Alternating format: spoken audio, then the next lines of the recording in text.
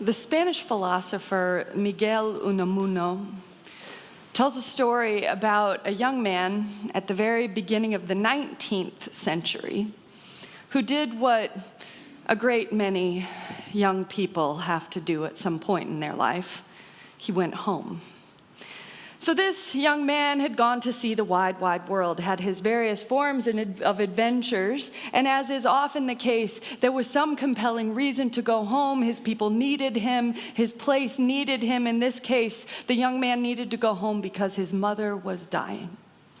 And so he arrived, going the other way, on the very same road that carried him far afield to his mother's bedside, where the local parish priest was sitting there quietly with her, utter silence draped across the room. And when the young man arrived to his mother's bedside, she greeted him with warmth and weeping, with open arms, and she had for this young man, who was the heart of her whole world, one request. She said, "Will you pray with me?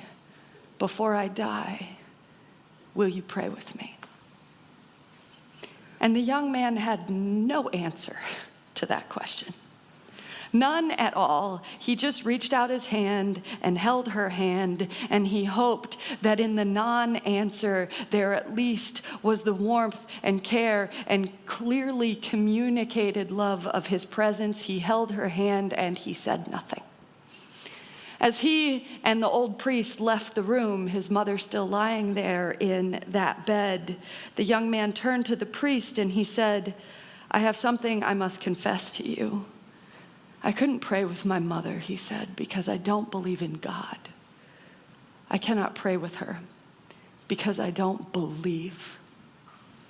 And the old parish priest, 50 years of service to the church and its people, he looked at that young man and he said, "That's nonsense. You don't have to believe in God to pray. You don't have to believe to be together. You don't have to believe in God to pray." The old priest could have given that boy a lecture about theology. He could have told him to dig deep and find some faith. He could have heaped up some guilt on him. But no, at least this once there was an open place where the guilt and the assertions of belief sometimes are. "You do not have to believe to pray," said the old priest. And the rest of the story was for someone else to write. Author and religious philosopher Harvey Cox tells this story in his book, The Future of Faith, as a way to announce that there are more important things than what you do or do not believe.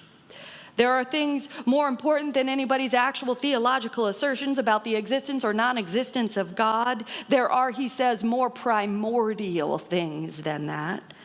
Things that dwell down deeper in the heart than any assertion of this or that perspective.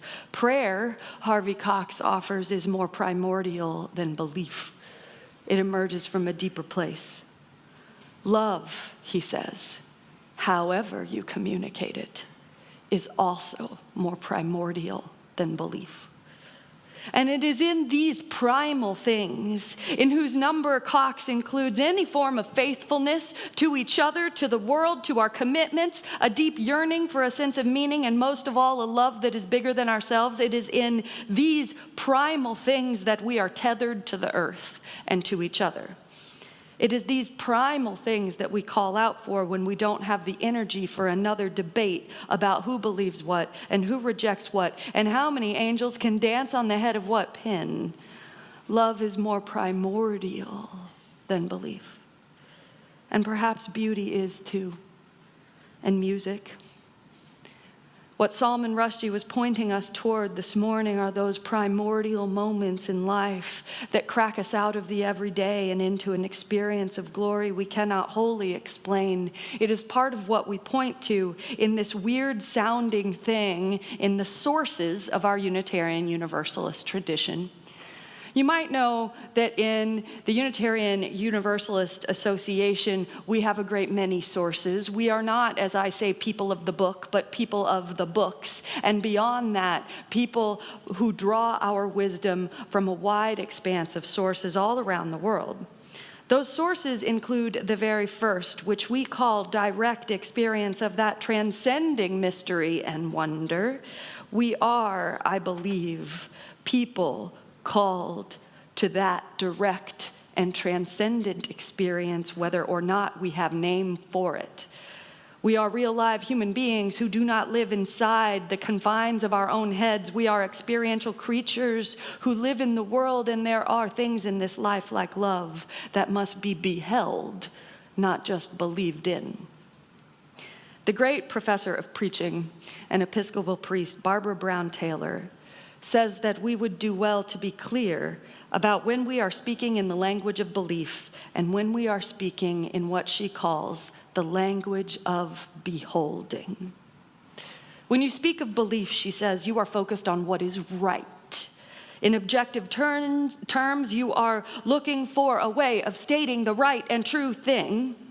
And in much of the whole history of religion in this world, people have looked to a sacred text for that, to declare what is right. You look to the Bible for what you should believe in, for an unfailing statement of what is true. You ask yourself if you can then believe in the Bible and its assertions. And this internal conversation one has, this bandying about of belief and disbelief, this becomes so often the hallmark, we think, of what it means to have a spiritual life. It is, we suppose, about figuring out what we believe, and by extension, what we don't. But Barbara Brown Taylor says there's another way to think about these questions. Of course, there is the language of belief. It is worthwhile, such as it goes. It is an intellectual journey that is altogether worth taking. But the alternative or additive way to consider your spiritual path is what she calls that language of beholding. The language of beholding, she said, is not about figuring out what is right. It is about being faithful to what is actually happening in your life right now, right in front of you. It is about being faithful to your lived reality. The language of believing seeks to show what is right. The language of beholding seeks to show simply what is, what you are experiencing in the most primordial ways.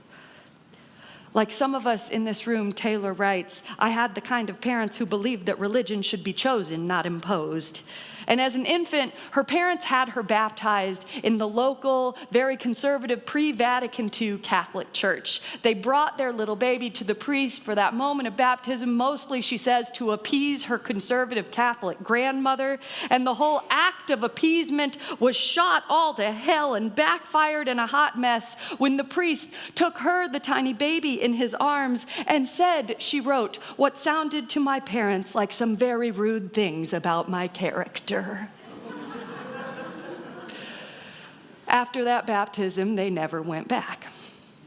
And so, lacking a sense of reverence instilled by the church, Taylor writes that her parents taught her reverence for the whole world instead. As she, the future Episcopal priest, has written, my first cathedral was the field of broom grass behind my little row house on the plains of Kansas.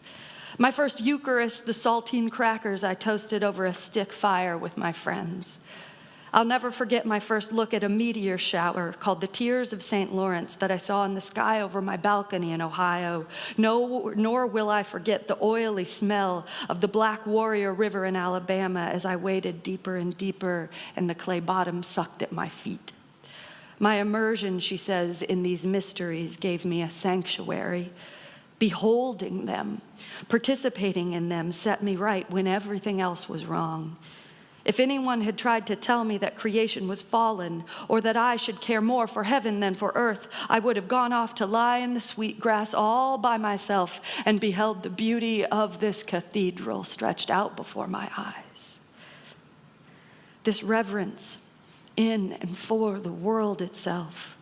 This depth of encounter with the holy as it is, not as we think about it, turned out to be perfectly good practice for ministry itself, which is the profession that both Barbara Brown Taylor and obviously I would follow in later years. Now, the truth is that we clergy, we sometimes flatter ourselves into thinking that somehow you are going to come to us or need to come to us to decipher what it is you believe. We sometimes imagine when you call to set up appointments in our office that you want to come and talk about whether or not you believe in God and what exactly the full measure of your faith is and what you think about the Bible. And I am here to tell you that at least in this place, that is decidedly not my experience. Not a whole heck of a lot of you need my advice on what you should or should not believe, like at all. You've pretty much got that whole situation covered, I find. Instead, you come to me more often so that I can behold what is happening in your lives, and occasionally so that I can help you find language and meaning in what is right there in front of you. The losses, the wonders, the changes, the fears, the blowing sweet grass, the stars above your head, and the betrayals that take your breath away. And the hope too. Ministers, I think, are much more in the beholding business than the belief business, after all, or at least we should be. Taylor says that this is also true in all that we do in congregational life, that we together should be about the language of beholding rather than the believing, that in our music and our shared reflections and our small group conversations, in our worship and yes, our prayer, all of it should start with beholding what we are experiencing and move from there. Once we've all agreed to respect and uphold each other's experiences, no matter how different they may be, then maybe we get the chance to go and have a debate about what we believe or don't. For my part, I might argue that this language of beholding is almost always written in poetry rather than prose, and that the starting point for congregational life has always been a form of poetry in the first place. The poetic language we try to practice in progressive religious spaces like this. It's kind of a mystical language where things aren't precise and dualities lose their sharp edges. It is broader and less confining than anyone's creed. As the famous professor of religion James Carr says of religion in his book, The Religious Case Against Belief, he says, what is necessary in religion is not that it restrict itself to a belief system, but that belief systems always present themselves in broad poetic horizons.